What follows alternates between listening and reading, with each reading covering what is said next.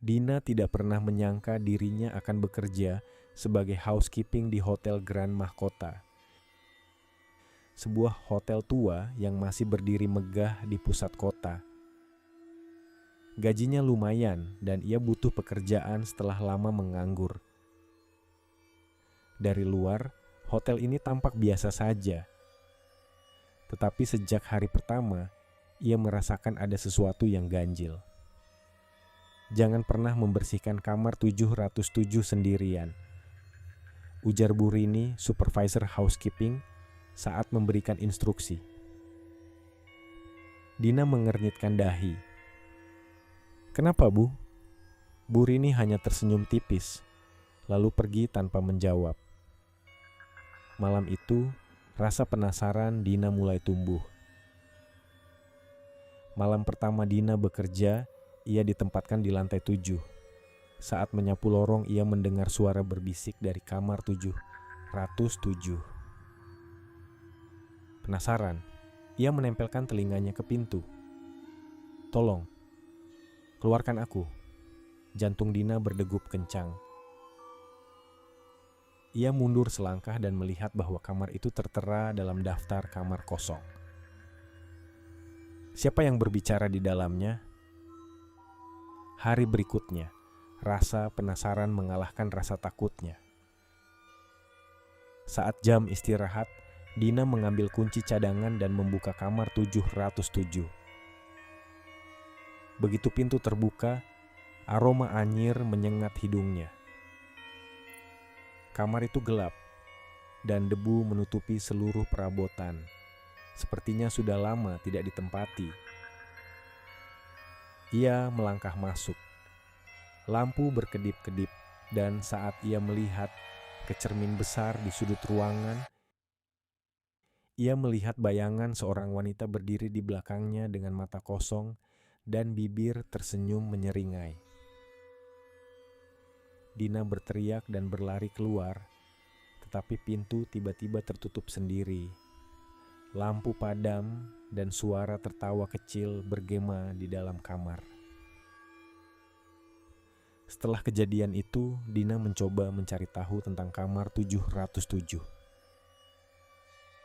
Ia bertanya kepada karyawan senior, tetapi kebanyakan enggan berbicara. Akhirnya seorang petugas keamanan tua, Pak Joko, bercerita. Dulu, ada seorang tamu bernama Laras yang menginap di kamar itu. Ia ditemukan tewas, mengenaskan. Tubuhnya membiru seperti dicekik. Sejak saat itu, kejadian aneh selalu terjadi di kamar itu. Dina merinding. Apakah yang ia lihat tadi adalah arwah Laras?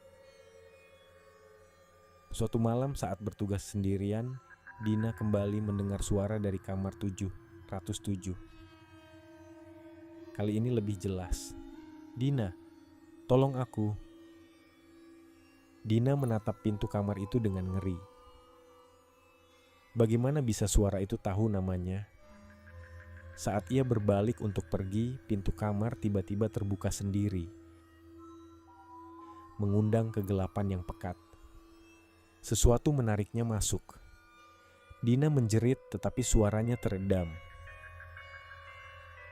Ia melihat sosok wanita dengan wajah hancur mendekat, lalu segalanya menjadi gelap.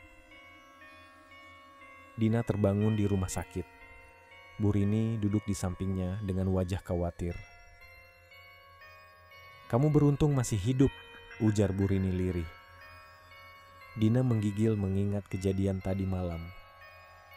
Apa sebenarnya yang terjadi di kamar 707? Bu Rini menarik napas panjang. Laras bukan hanya korban. Dia dibunuh oleh salah satu tamu hotel yang ternyata seorang pembunuh berantai.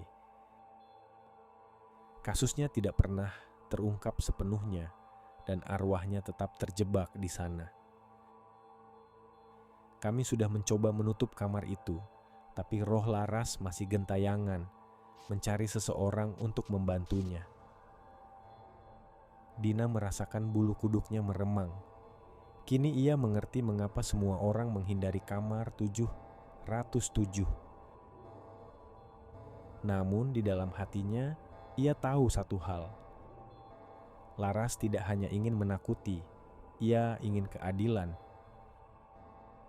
Dina mulai menyelidiki sendiri. Dengan bantuan Pak Joko, ia menemukan catatan tamu lama. Dari daftar itu, hanya ada satu nama yang selalu menginap sebelum kejadian pembunuhan. Seorang pria bernama Bayu Hartono. Setelah melaporkan temuannya ke polisi, penyelidikan baru dilakukan. Ternyata Bayu Hartono memang seorang buronan lama yang telah lama menghilang. Berkat bukti dari arsip hotel, polisi akhirnya menangkapnya. Setelah Bayu ditangkap, kejadian aneh di kamar 707 perlahan menghilang. Suara bisikan tak lagi terdengar, dan pintu kamar tak lagi terbuka sendiri. Suatu malam, Dina bermimpi melihat Laras tersenyum kepadanya sebelum menghilang dalam cahaya terang. Ketika ia terbangun, hatinya terasa lebih ringan. Ia tahu arwah Laras akhirnya menemukan ketenangan. Dina tetap bekerja di Hotel Grand Mahkota, tetapi kini ia tidak lagi merasa takut. Ia telah membantu mengungkap misteri yang selama ini menghantui hotel itu. Namun, di sudut lorong lantai 7, kadang-kadang ia masih merasakan hawa dingin, seakan seseorang masih mengawasinya dari kejauhan. Namun ketenangan itu hanya sementara. Sebulan setelah kejadian itu, tamu hotel mulai mengeluhkan suara-suara aneh di lorong lantai 7. Dina mencoba mengabaikannya, tetapi suatu malam ia melihat bayangan hitam melintas di lorong menuju kamar 707.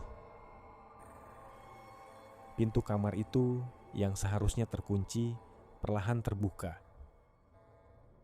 Saat Dina melangkah mendekat, udara menjadi lebih dingin. Dari balik pintu kamar, sesosok bayangan besar muncul, bukan Laras melainkan sesuatu yang lebih menyeramkan.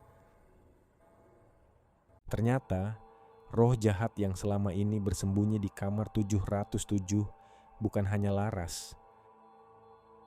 Ada kekuatan lain yang bersemayam, sesuatu yang lebih tua dan lebih haus akan jiwa manusia.